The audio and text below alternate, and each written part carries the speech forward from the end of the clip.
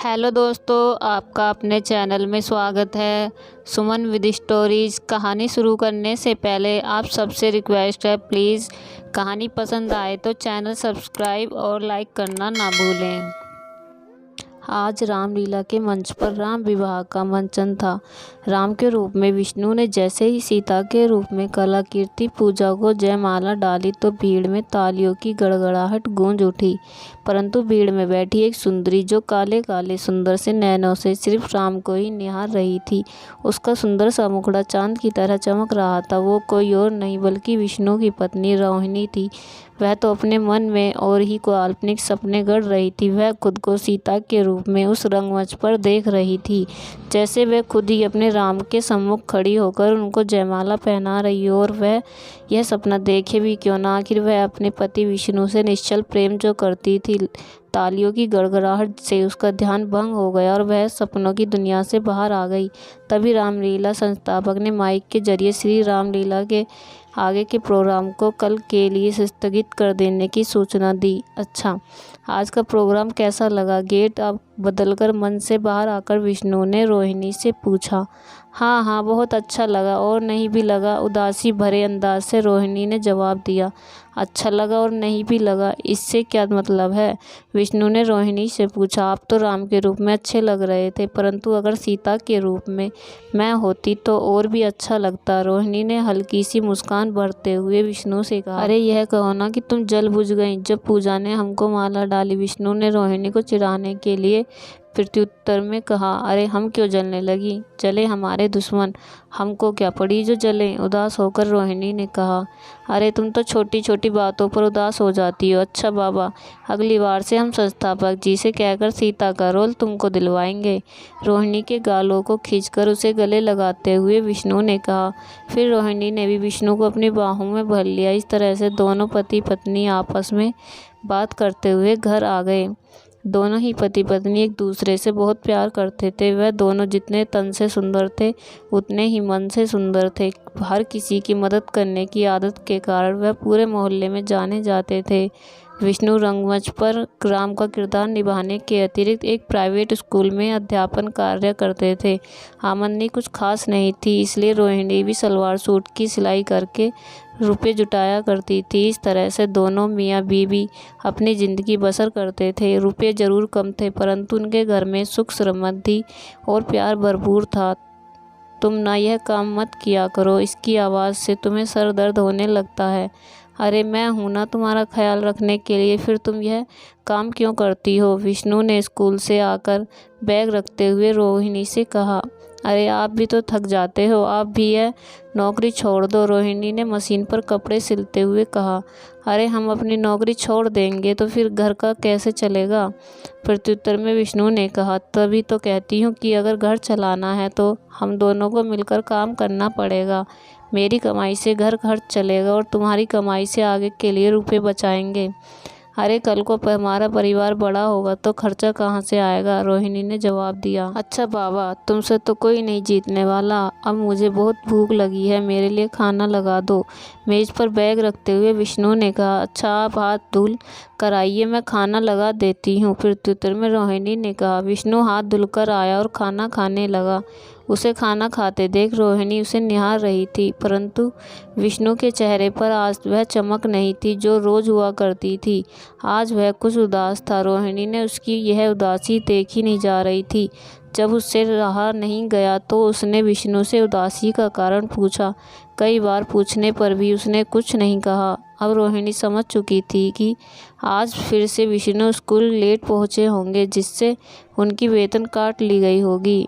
आप यह रात को रामलीला का पाठ करना छोड़ क्यों नहीं देते हो, जिसके कारण स्कूल के लिए लेट हो जाते हो? तल्ख भरे अंदाज में रोहिणी ने कहा। नहीं छोड़ सकता, मैं एक कलाकार हूँ, यह मेरा पेशा है। मंच पर राम में दिखावे के लिए नहीं बनता हूँ, बल्कि राम मेरे मन के कोने कोने में बस चुके हैं, विष्णु ने तलक भरे अंदाज में कहा। और यह कहकर वहाँ से चला गया, रोहिणी को उदास छोड़कर। आज वह रामलीला में राम का किरदार तो निभा रहा था, परंतु आज उसका मन बिल्कुल भी रंगमंच पर नहीं था। उसकी आंखें मंच से भीड़ की तरफ देख रही थी कि शायद मोहल्ले की औरतों के साथ रोहिणी भी रामलीला देखने आई हो। परंतु उसे रोहिणी कहीं भी नज़र नहीं आई।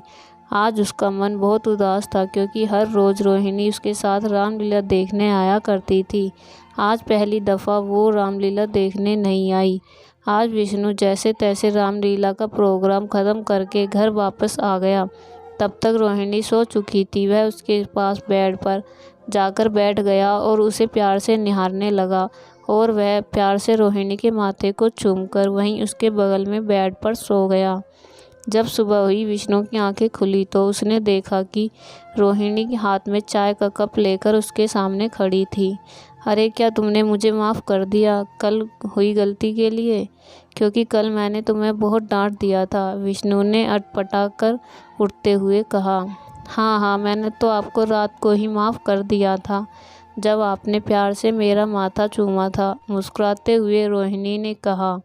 अच्छा तो तुम नहीं रही थी, तुम ना बहुत शरारतें करने लगी हो, मस्करे अंदाज में विष्णु ने कहा। अच्छा अब उठो और तैयार होकर स्कूल जाओ, नहीं तो कल की तरह फिर से लेट हो जाओगे, रोहिणी ने कहा। विष्णु तैयार होकर स्कूल चला गया। रोहिणी खाना खाकर पुनः मशीन पर काम करने लगी। दोपहर हो चुकी थी तो स्कूल की छुट्टी भी हो चुकी थी। विष्णु वापस घर आ चुका था, परंतु यह क्या, घर में कोई भी नहीं था। रोहिणी रोहिणी तुम कहाँ हो? विष्णु ने आवाज़ लगाई। अरे मैं यहाँ हूँ, अभी आई, बस थोड़ी ही देर में, बाहर से रोहिणी ने आवाज़ लगाई। अरे तुम कहाँ चली गई थी यूँ घर को खाली छोड़कर? विष्णु ने कहा। कहीं नहीं, वह पड़ोस वाली आंटी उद्घाटन में गई थी तो मैं भी उनके साथ चली गई। तो क्या है ना कि हमारे मोहल्ले की औरतों को रोज़गार मिले, इसलिए विधायक जी ने सिलाई सेंटर खोला है। मैं भी सोच रही हूँ कि हमारे यहाँ वैसे भी अब कम सिलाई आती है, मैं भी उसी में सिलाई करने जाया करूँगी। आपको पता है विधायक जी मेरी बहुत तारीफ़ कर रहे थे, शिवम की तरफ देखते हुए रोहिणी ने कहा। नहीं नहीं, तुम वहाँ हरगिज़ नहीं जाया करोगी, वो विधायक बहुत ही चरित्र का गंदा व्यक्ति है। अरे वह तुम्हारी तारीफ़ नहीं कर रहा होगा, बल्कि वह तो तुम्हारी सुंदरता की तारीफ़ कर रहा होगा। वैसे भी मुझे बिल्कुल भी पसंद नहीं है कि तुम वहाँ काम करो, रोहिणी को कम शब्दों में डांटते हुए विष्णु ने कहा। अच्छा यह कहो कि कोई मेरी सुंदरता की तारीफ़ करता है तो तुम्हें जलन होती है मुझसे?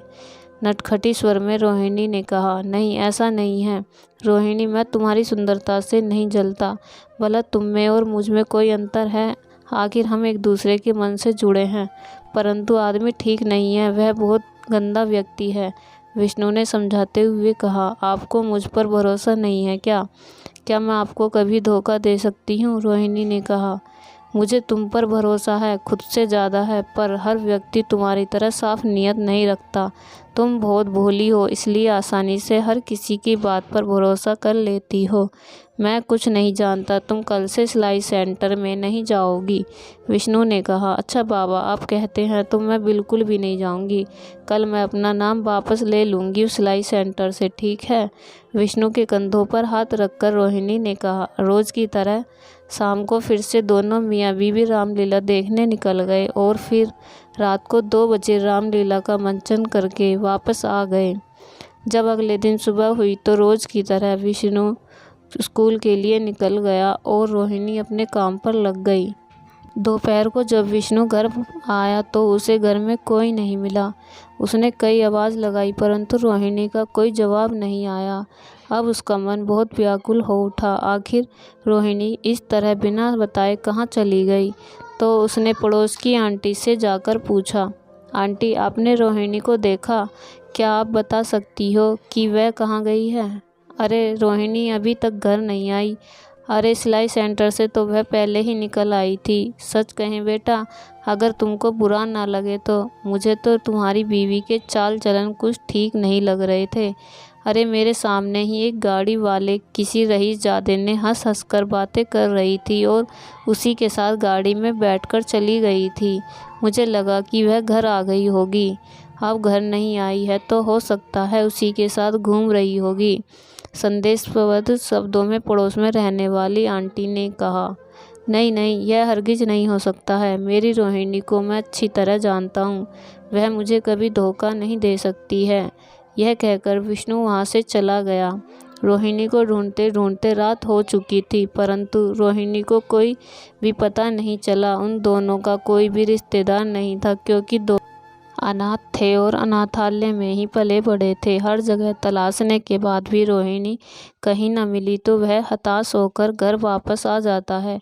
आज कुर्सी पर बैठे बैठे उसे रोहिणी का अक्स बेड पर सोते हुए नजर आया, तो वह बेड की तरफ लपका, परंतु एक पल में ही वह उसे वहां न पाकर हताश होकर वहीं बैठ गया।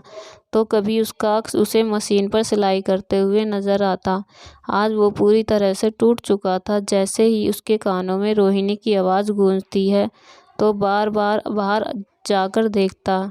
आज वह रामलीला में भी नहीं गया, बस पूरी रात इसी इंतजार में रहा कि शायद रोहिणी की अब दरवाजे पर होगी। परंतु रात ढल चुकी, परंतु रोहिणी वापस नहीं आई। सुबह हो चुकी थी। तभी दरवाजे पर किसी के आने की दस्तक हुई। दरवाजे की खटखटाहट सुनकर विष्णु का चेहरा खिल उठा।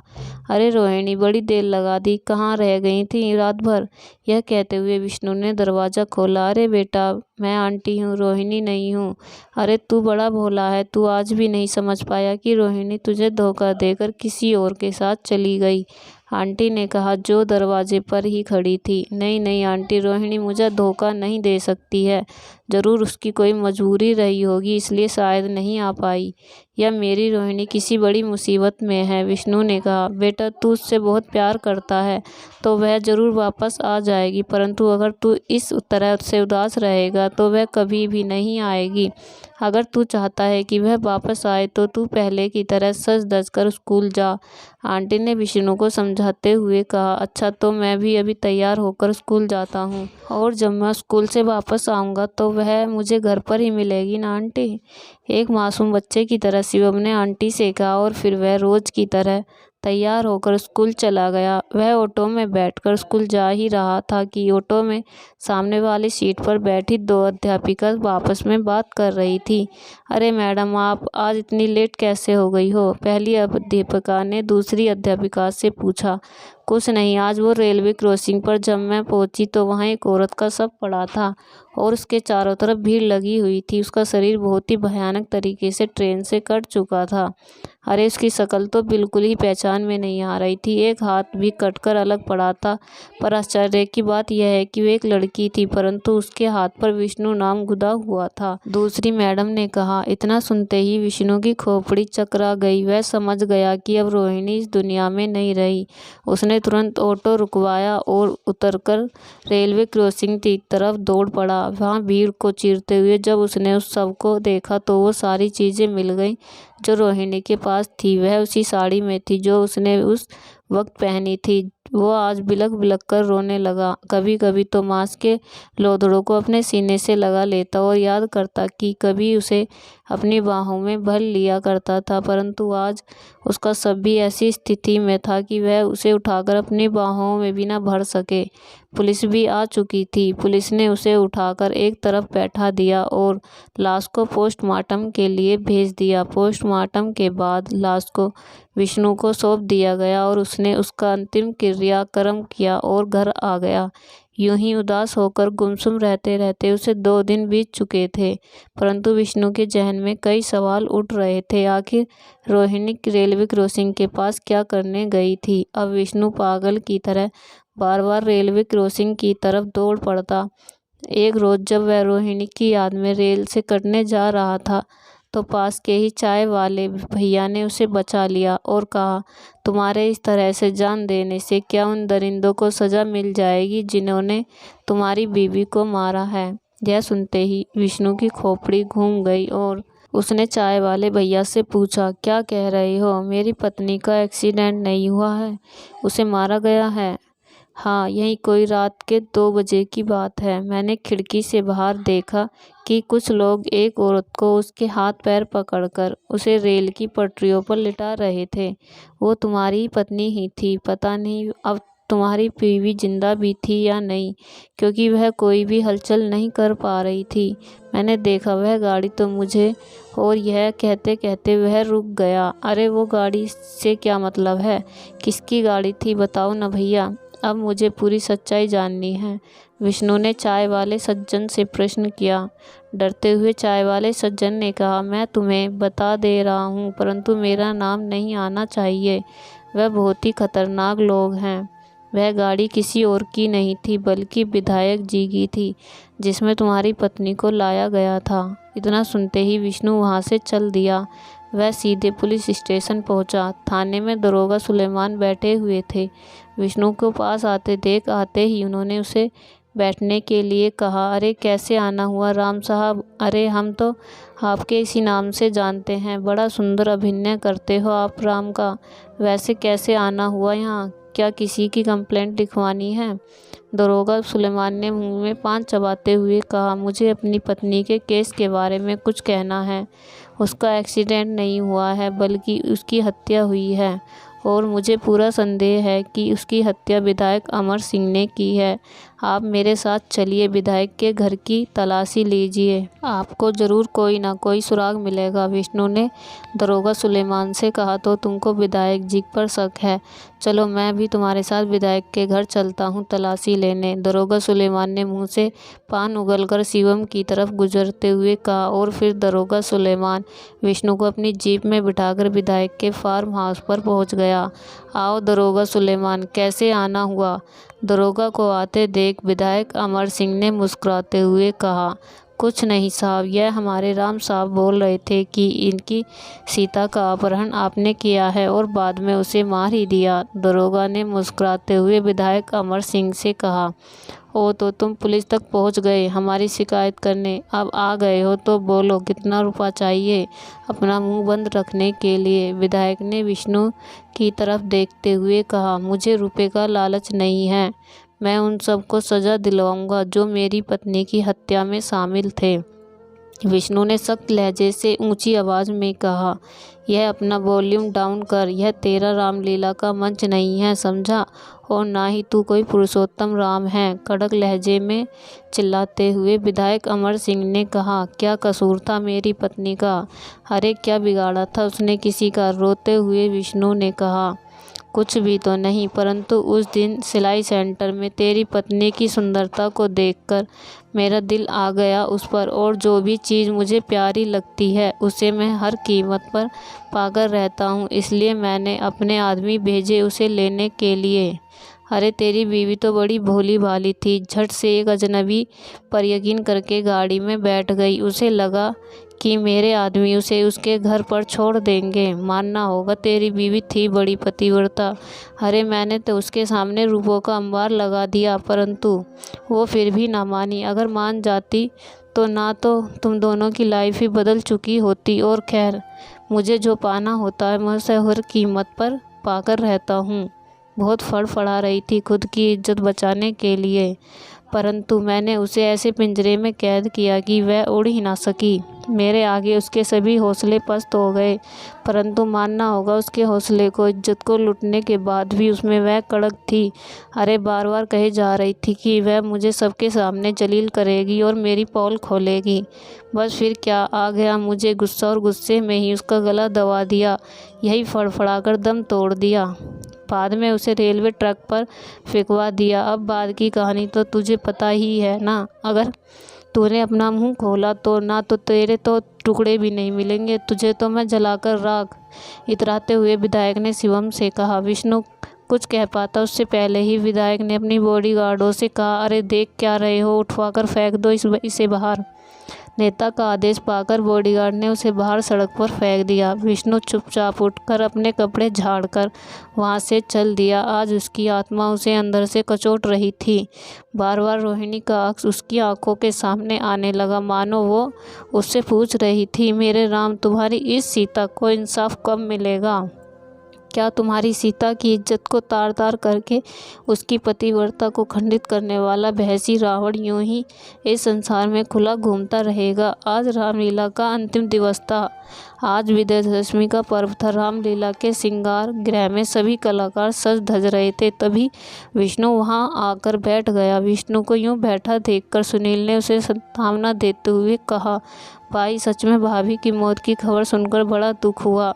आप पर तो गमों का पहाड़ ही टूट पड़ा। आज आप बिल्कुल अकेले पड़ गए, परंतु भाई कर भी क्या सकते हैं। इस आगे समय के आगे किसी एक की भी नहीं चलती। सच कहें भाई, तुम्हारे बिना रामलीला भी सूनी लगती है।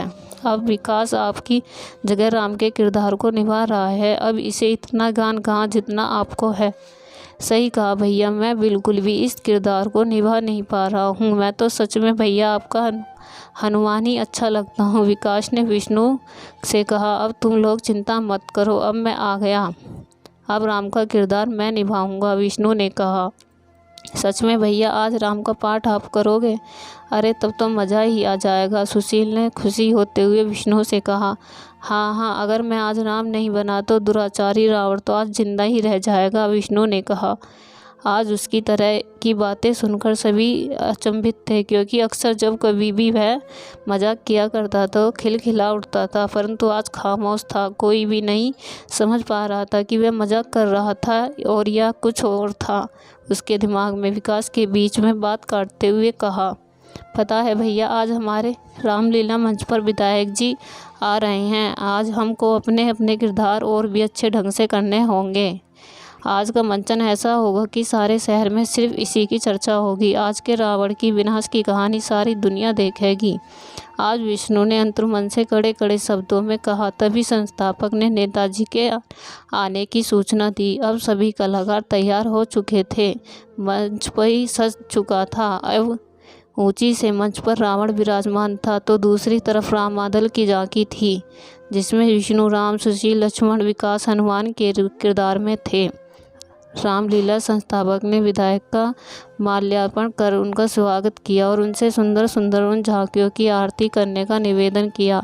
विधायक अमर सिंह अपनी कुर्सी से उठकर आरती करने के लिए उनके पास पहुंच गया। आरती करते समय वह मंद मंद मुस्कुरा रहा था। उसकी मुस्कुराहट को देखकर विष्णु की आंखों में रोहिणी का हंसता हुआ चेहरा नजर आने लगा और एक ही पल में उसके सामने उसका विकृत वह मांस के टुकड़े नजर आने लगे। वैसे ही उसने अपनी आंखों को बंद कर लिया। जब उसने पुनः अपनी आंखों को खोला तो क्रोध के कारण उसकी आंखें लाल पड़ चुकी थी। आज अमर सिंह को देखकर उसके मन की ज्वाला भड़क उठी। उसने अपनी कमर की बर्छी से चाकू निकालकर अमर सिंह की गर्दन को पकड़कर एक ही बार में चाकू से उसके पेट में अनगिनत घाव कर डाले और क्रोधित स्वर में कहा, जब मेरे प्रभु राम ने उस रावण के पूरे कुल का नाश कर दिया था, जिसने सीता माँ पर बुरी दृष्टि डाली थी, फिर मैं तुझे जैसे रावण को कैसे छोड़ देता, जिसने मेरी सीता का अपहरण किया, उसकी आबरू लूटी और उसकी आत्मा तक को मार डाला। तुझे क्या लगता है कि मैं सिर्फ राम का अभिनय करता हूँ? अरे मैं राम का आत्मसात भी करता हूँ, तेरे जैसे कलयुगी रावण का वध करने के लिए। जैसी विष्णु ने अमर सिंह की गर्दन को छोड़ा, वैसे ही वे जमीन पर गिर पड़ा। उसके प्राण पखेरु उड़ चुके थे। आज विष्णु ने राम के रूप में एक ऐसे रावण का वध किया जिसके सामने कोई खड़ा भी नहीं हो पाता था। अरे लंका पर विजय के पश्चात हमारे प्रभु राम को उनकी सीता मिल गई थी, परंतु मैं अपनी सीता को तो अंत समय में उसे अपनी बाहों में भी न उठा सका। मैं वह दुर्भाग्यशाली राम हूँ। और यह कहते कहते वह फूट फूट कर रोने लगा। उसकी वाणी में आज इतनी वेदना थी कि भीड़ में खड़े सभी लोगों की आंखों से आंसू झलक पड़े। विष्णु ने अपनी आंसुओं को पोंछते हुए कहा, आज अगर मैं इसी वेश्या रावण का वध नहीं करता तो शायद मेरा यह राम किरदार तो जिंदा रहता, परंतु मेरे अंदर का राम मर चुका होता। आज फिर एक रावण पर विजय पाई राम ने। तो दोस्तों, आपको यह कहानी कैसी लगी? पसंद आई हो तो प्लीज़ चैनल को सब्सक्राइब कर दें।